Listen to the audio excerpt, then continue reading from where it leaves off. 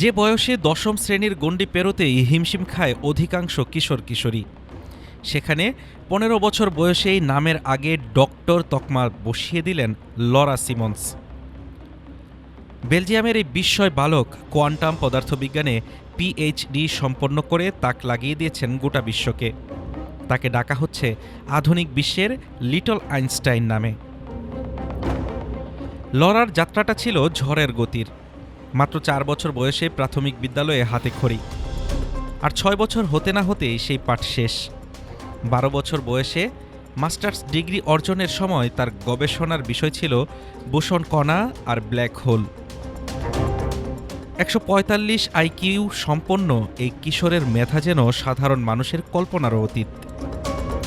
তবে লরার এই অর্জনের পেছনে রয়েছে এক মানবিক লক্ষ্য। ১১ বছর বয়সে দাদা দাদিকে হারানোর শোক তাকে অনুপ্রাণিত করেছে অমরত্ব নিয়ে কাজ করতে।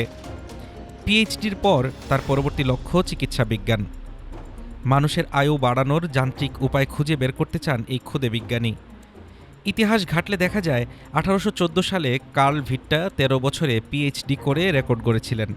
সে তালিকায় এখন উজ্জ্বল নক্ষত্র হিসেবে যোগ হল লরার নাম। বিশেষ বড় বড় প্রযুক্তি প্রতিষ্ঠান লরাকে নিজেদের দলে টানতে মুখিয়ে থাকলেও পরিবার চাচ্ছে তার স্বাভাবিক শৈশব বজায় রাখতে। মেধা আর সংকল্পের মিশেলে লরা সিমন্স কি পারবে চিকিৎসা বিজ্ঞানে নতুন কোনো বিপ্লব আনতে? সেই উত্তর তোলা থাকলো সময়ের কাছে। হাফিজুর রহমান তুষার, ঢাকা টুডে।